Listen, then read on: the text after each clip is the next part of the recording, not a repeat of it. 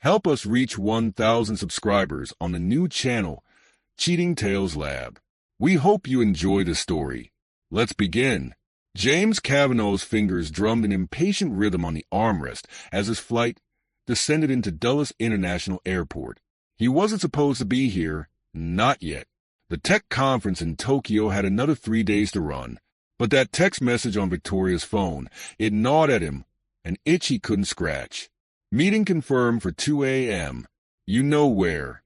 He'd seen it by chance, a notification popping up while Victoria was in the shower. Work-related, she'd said when he'd asked. But at 2 a.m., something didn't add up. As James collected his luggage and hailed a taxi, his mind raced through possibilities. Was he overreacting, letting his imagination run wild? But years of coding had honed his ability to spot patterns, to sense when something was off. And this felt very off indeed. The cab pulled up to their house, a sleek, modern structure that James had painstakingly outfitted with the latest smart home technology. He paid the driver and stood for a moment, taking in the familiar facade. Everything looked normal, peaceful, even, but as he approached the front door, the hairs on the back of his neck stood up. Silence. That was what hit him first as he stepped inside. No cheerful greeting from Alexa, nowhere the Roomba making its rounds. James had programmed the house to come alive when either of them returned home. So why was it so quiet? "Victoria," he called out, his voice echoing in the stillness. No response. James moved through the living room, his footsteps unnaturally loud on the hardwood floors. The kitchen was empty, the home office undisturbed. He was about to head upstairs when he heard it. A faint splash, followed by a low murmur of voices. His heart pounding, James ascended the stairs, each step measured and silent. The master bedroom door was ajar, a sliver of light spilling out into the hallway. Another splash, a soft giggle. James pushed the door open. Through the steam billowing from the ensuite bathroom, he saw them. Victoria and Gregory Stern, her business partner, entwined in the oversized spa tub. Her head was thrown back, exposing the elegant line of her throat. Gregory's mouth was at her neck, one hand tangled in her hair. For a moment, James couldn't move, couldn't breathe. The scene before him was so surreal, so at odds with everything he thought he knew, that his brain struggled to process it. Then, with a clinical detachment that surprised even him, James began to catalog details. The empty bottle of 1982 Chateau Lafite on the floor. Victoria's favorite perfume mingling with the scent of jasmine bath oil. The way Gregory's wedding ring glinted as his fingers traced Victoria's collarbone. In that moment, as the carefully constructed image of his marriage shattered around him, James felt something inside him harden. The hurt, the betrayal. He packed it all away, sealing it behind a wall of icy determination. They hadn't noticed him yet, too lost in their passion. James allowed himself one more moment to burn the image into his memory. Then, face expressionless, he stepped fully into the room. "Well," James said, his voice flat and emotionless, "isn't this cozy?" Victoria's eyes flew open, widening in shock as she saw James standing there. She scrambled to cover herself, nearly slipping in the tub. "James, you're home early." Gregory, to his credit, didn't try to pretend this was anything other than what it was. He met James's gaze, a hint of a smirk playing at the corners of his mouth. "Come to join the party, Jimmy." James said nothing, his silence more unnerving than any shouting could have been. He simply stood there, taking in the scene with cold, calculating eyes. Victoria, recovering from her initial shock, tried a different tack. Her voice took on a mocking tone, eyes narrowing.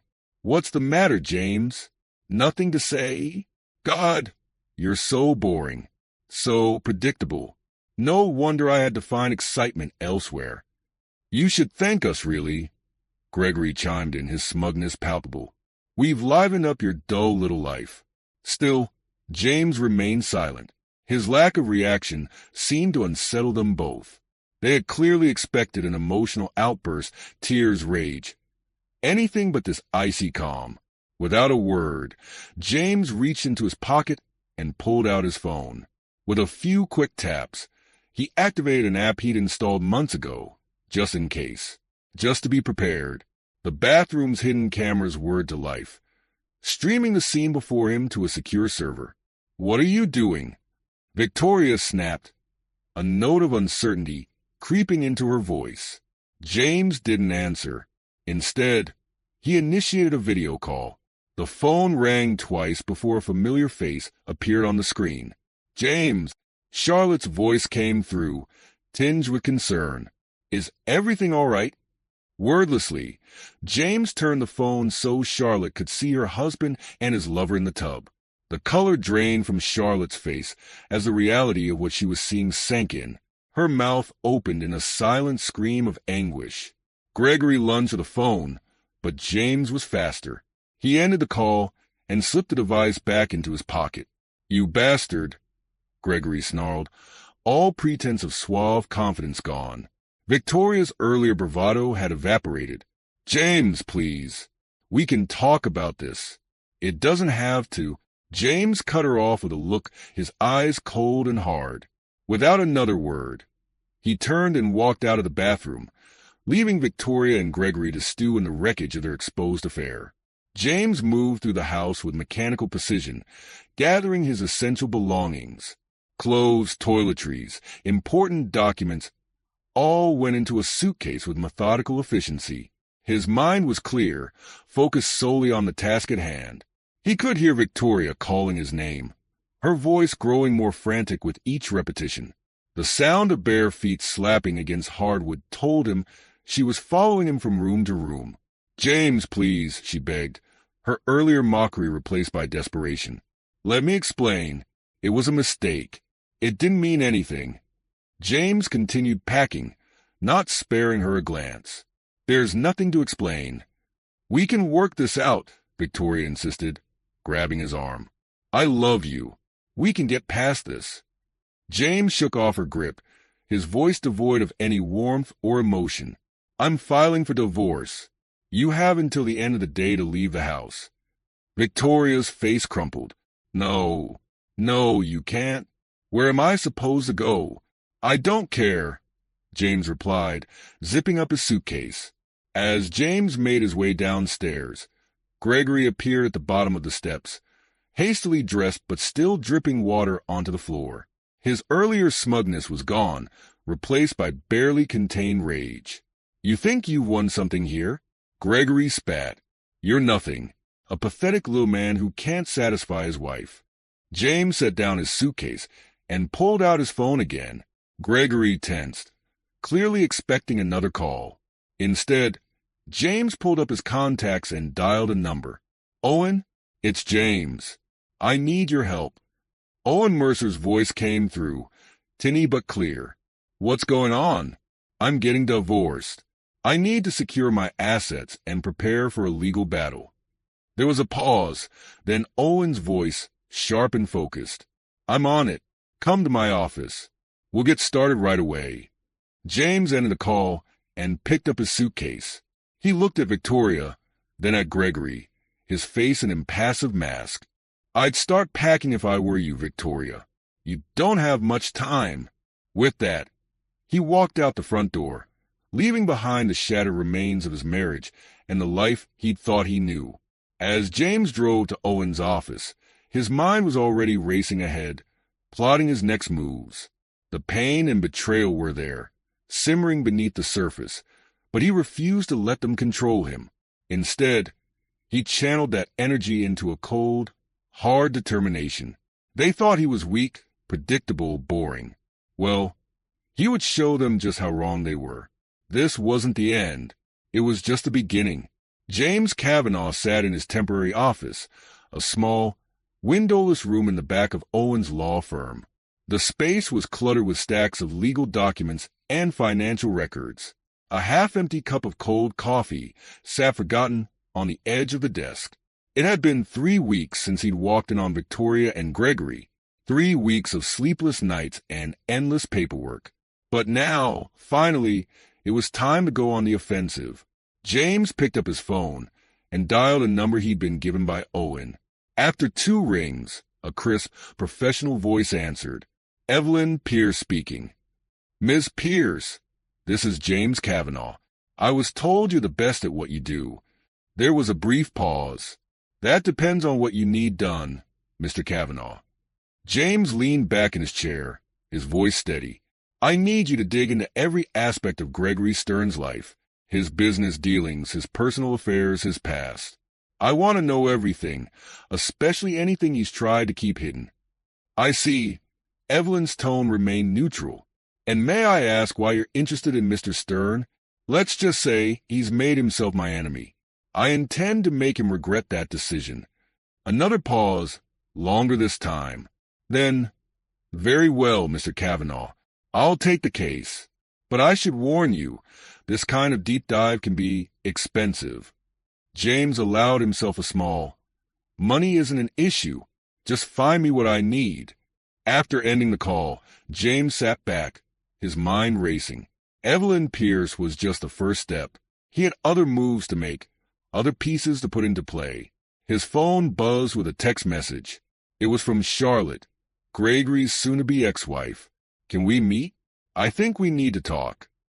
James stared at the message for a long moment. He hadn't spoken to Charlotte since that fateful video call. Part of him wanted to ignore it, to focus solely on his own vendetta. But another part, the part that still remembered what it was like to be betrayed and alone, made him type out a reply. Coffee shop on 4th Street. 1 hour. Charlotte was already there when James arrived, her hands wrapped around a steaming mug. She looked up as he approached, her eyes red-rimmed but determined. James, she said softly, thank you for coming. He slid into the seat across from her, ordering a black coffee from the hovering waitress. What did you want to talk about, Charlotte? She took a deep breath. I filed for divorce, but I don't want to just walk away. Not after what they did to us. I want to help you bring Gregory down. James studied her face, searching for any sign of deception. Finding none, he nodded slowly. All right, what did you have in mind? Charlotte leaned forward, her voice low and intense. I've been Gregory's wife for 15 years. I know things, James. Things about his business practices, his clients, his indiscretions. I think, together, we might be able to do some real damage. A spark of interest lit in James's eyes. Tell me more. For the next hour, Charlotte laid out everything she knew about Gregory's less-than-ethical business dealings. By the time they finished, James had pages of notes and a growing sense of anticipation. As they stood to leave, Charlotte caught James's arm. There's one more thing, she said, her voice trembling slightly. I found some old financial records in Gregory's home office. I think he might have been involved in some kind of embezzlement scheme years ago, before we were married.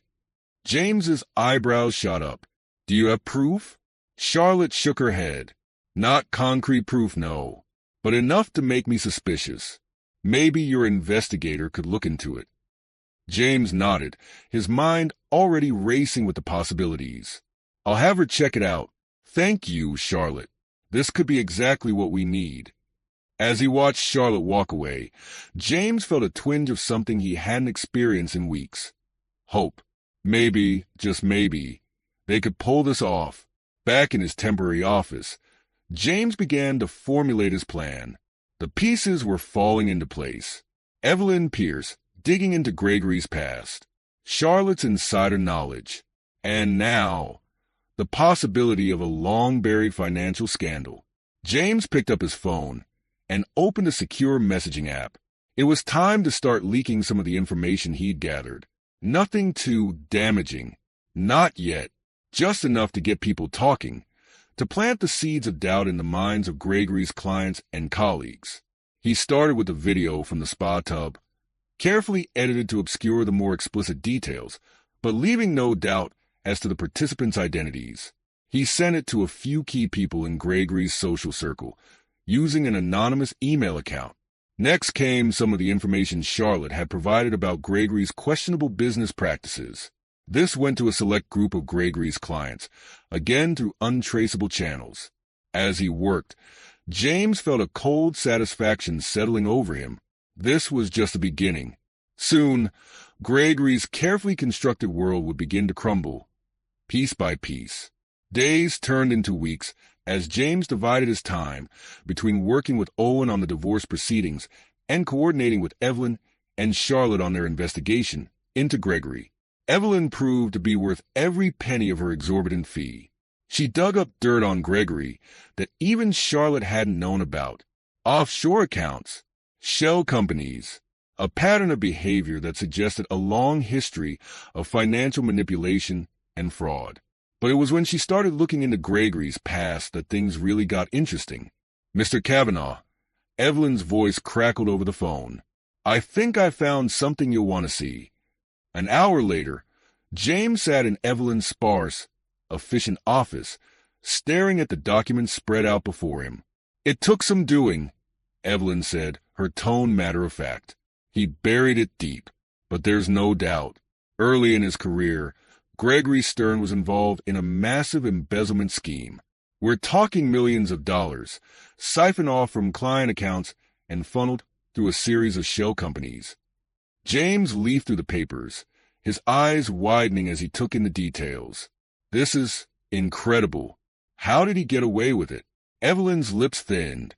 "A combination of luck, skill, and what I suspect was some well-placed bribery. But the evidence is there, if you know where to look." James sat back, his mind racing. This was it, the silver bullet he'd been looking for. With this information, he could destroy Gregory completely. But he had to be smart about it, strategic. If he moved too quickly, Gregory might find a way to wiggle out of it. "What do you recommend?" he asked Evelyn. She considered for a moment. An anonymous tip to the authorities would be the safest bet. Provide them with enough evidence to start an investigation, but not so much that they question where it came from. James nodded slowly. "Do it, and keep digging. I want to know everything there is to know about this scheme." As he left Evelyn's office, James felt a surge of adrenaline. The game was truly on now. Over the next few days, James watched with satisfaction as his plan began to bear fruit. The leaked video and business information had done their job. Whispers were spreading through Gregory's social and professional circles. People were starting to ask questions, to look at him with suspicion rather than admiration. And then, the coup de grace. The anonymous tip to the authorities about Gregory's past embezzlement hit like a bombshell. James was having coffee with Charlotte when the news broke. They watched on the cafe's TV as a grim-faced reporter detailed the allegations against Gregory Stern, prominent businessman and pillar of the community. "Officials have confirmed that Mr. Stern's assets have been frozen pending a full investigation," the reporter said. "Sources close to the matter suggest that the scope of the alleged fraud is staggering, potentially reaching into the tens of millions of dollars." Charlotte's hand flew to her mouth. "My God," she whispered. "I knew he was corrupt, but this." James said nothing, but a small, satisfied smile played at the corners of his mouth. He thought of Victoria, wondering how she was taking the news, if she was regretting her choices yet. As the days passed, Gregory's fall from grace accelerated. His clients abandoned him in droves. The stock price of his company plummeted. Every news outlet in the city seemed to be running stories about the great Gregory Stern and his spectacular downfall. James watched it all unfold with a detached sort of interest. He felt no joy in Gregory's destruction, no sense of triumph, just a cold, empty satisfaction that justice was finally being served. The final nail in the coffin came with the divorce settlements. Thanks to Owen's skillful maneuvering and the mountain of evidence James had accumulated, Victoria was left with a fraction of what she'd expected. James sat in Owen's office, reviewing the final documents. "She's really agreed to this?" he asked, somewhat incredulous. Owen nodded, a satisfied smile on his face. She didn't have much choice. Between the prenup and the evidence of her infidelity, not to mention her association with Gregory's scandal, she's lucky to be getting anything at all. James leaned back in his chair, letting out a long breath. It was over. Really, truly over. As if on cue, his phone rang. It was his family's lawyer. "Mr. Kavanaugh, I have some news about your grandmother's estate. The legal dispute has finally been resolved. You've inherited a substantial sum." James listened in stunned silence as the lawyer rattled off figures. It was more money than he'd ever imagined having. As he ended the call, James's mind was already racing with possibilities. He thought about the ideas he'd been mulling over for a new tech startup, one focused on cybersecurity. With this inheritance, he could make it a reality. Over the next few months, James threw himself into building his new company. He hired the best minds in the industry, developed cutting-edge security systems, and quickly gained a reputation as a rising star in the tech world.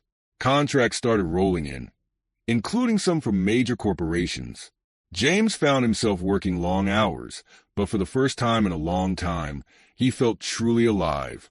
He was building something meaningful, something that could help protect others from the kind of digital vulnerabilities he'd exploited in his revenge against Gregory. As his business thrived, James couldn't help but reflect on the journey that had brought him here.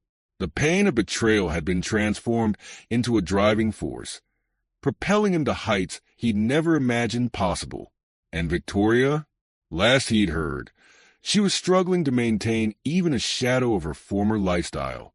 The modest apartment she now called home was a far cry from the luxurious house they'd once shared. James Kavanaugh stood across the street from a modest apartment building, his eyes fixed on a particular window on the third floor. Behind that window lived Victoria, his ex-wife, now struggling to maintain even a semblance of her former lifestyle. But James wasn't here to reminisce or gloat. He was here on business. "So, this is the place?" asked the realtor standing beside him. James nodded. "Yes, I'll take it. But I don't want to buy. Let's discuss a long-term lease." The realtor looked confused. "A lease? But sir, with your resources, surely purchasing would be more." "A lease," James repeated firmly. "And I'll need some renovations done. Specifically, I want the entire street-facing wall converted into a high-tech, interactive display." The realtor's eyes widened as James outlined his plans. When he finished, she stammered, "Mr. Kavanaugh, it seems rather unusual." James allowed himself a small, cold smile. "Let's get the paperwork started." Over the next few weeks, the building across from Victoria's apartment underwent a dramatic transformation. The entire facade was converted into a massive, state-of-the-art digital billboard. But this was no ordinary advertisement space. Every week, the display changed, each iteration more personal and damning than the last. One week, it played carefully edited clips from the spa tub surveillance video on a loop. The next, it displayed blown-up text messages between Victoria and Gregory, their betrayal laid bare for all to see. As time went on, the content became even more specific. Snippets from the divorce proceedings, bank statements showing Victoria's dwindling finances. Each display was a stark reminder of her fall from grace, impossible to ignore every time she left her apartment.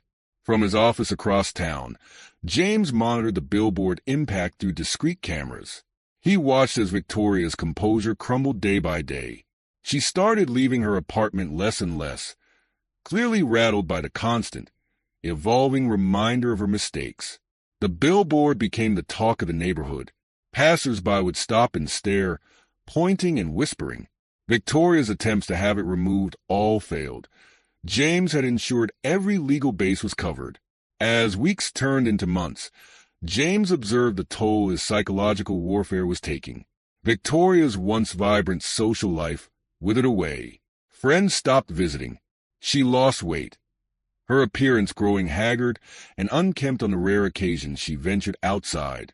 James felt no joy in watching her suffer, no sense of triumph or satisfaction. This wasn't about happiness for him. It was about justice, cold and unrelenting. While the billboard continued its relentless assault on Victoria's psyche, James focused on expanding his business empire. His cybersecurity startup had taken off beyond his wildest expectations, securing contracts with major corporations and government agencies. It was at a tech conference in San Francisco that James met Emily Hawthorne. She was presenting a keynote on global scaling strategies for tech startups, and her insights immediately caught James's attention. After her talk, James approached her. "Ms. Hawthorne, James Kavanaugh, I found your presentation fascinating." Emily smiled, her brown eyes warm and intelligent. "Mr. Kavanaugh, I've heard a lot about your work in cybersecurity. It's impressive how quickly you've established yourself in the field." They fell into an easy conversation, discussing industry trends and sharing experiences. James found himself drawn to Emily's sharp mind and grounded perspective. She had a way of cutting through the noise and getting to the heart of complex issues. As the conference progressed, James and Emily spent more time together. They attended sessions, debated new technologies, and shared late-night conversations over coffee. James found himself opening up to her in a way he hadn't with anyone in years. "You've been through a lot," Emily said one evening after James had shared some of his past. "But look at what you've built from it. That's truly remarkable, James." Her words stayed with him, sparking a realization. He had focused so much on his revenge, on tearing down those who had wronged him, that he neglected to fully appreciate what he created in the process. Inspired by this new perspective, James began to shift his focus. He started mentoring young entrepreneurs, sharing his experiences and insights. He hosted workshops and seminars, becoming a respected figure not just in the tech community, but in his local area as well. As his public profile grew, so did his relationship with Emily. They began dating, their shared experiences in the tech world providing a strong foundation. Emily's empathy and emotional intelligence balanced James's more analytical approach, helping him process the lingering pain from his past betrayal. Meanwhile, across town, Charlotte was undergoing her own transformation. Inspired by James's resilience and success, she channeled her pain into advocacy. She established a foundation to support women navigating the legal and emotional challenges of divorce, especially in cases involving betrayal. "I want to help others find the strength I found," Charlotte told James over lunch one day, "to show them that there's life after betrayal, that they can rebuild and thrive." James nodded, a sense of pride washing over him. They had both come so far from those dark days of discovery and heartbreak. Just as James was settling into his new life, balancing his thriving business with his mentorship programs and his deepening relationship with Emily, a new threat emerged. It started with a series of minor security breaches in his company's systems. At first, James dismissed them as routine hacking attempts. But as the attacks grew more sophisticated and targeted, a pattern emerged. "It's Gregory," James told Emily one night, his voice tight with tension. "He's trying to take down my business." Emily's brow furrowed with concern. "I thought he was still dealing with legal troubles." James nodded. "He is. But this reeks of desperation. It's his last attempt to strike back at me." But James had anticipated this move. In the years since his divorce, he had poured his expertise into developing state-of-the-art cybersecurity measures.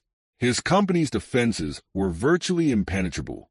As Gregory's attacks intensified, James and his team worked tirelessly to repel them. Not only did they successfully defend against every incursion, but they also managed to trace the attacks back to their source. With the evidence in hand, James didn't hesitate. He turned everything over to the authorities, providing them with a detailed record of Gregory's cyber attacks. The legal consequences were swift and severe. Already on thin ice from his previous financial crimes, Gregory now faced additional charges of cyber terrorism. The court showed no mercy. James sat in the courtroom, his face impassive as the judge delivered the verdict. Gregory Stern, once a titan of industry, was sentenced to a significant prison term for his crimes. As Gregory was led away in handcuffs, his eyes met James's for a brief moment. In that look, James saw the final crumbling of the man who had once seemed so powerful, so untouchable. Outside the courthouse, Emily took James's hand. "It's over," she said softly. "Really over this time." James nodded, feeling a weight lift from his shoulders. Yes, it is. As they walked away from the courthouse, James reflected on the journey that had brought him to this point. The betrayal, the pain, the cold fury that had driven him for so long.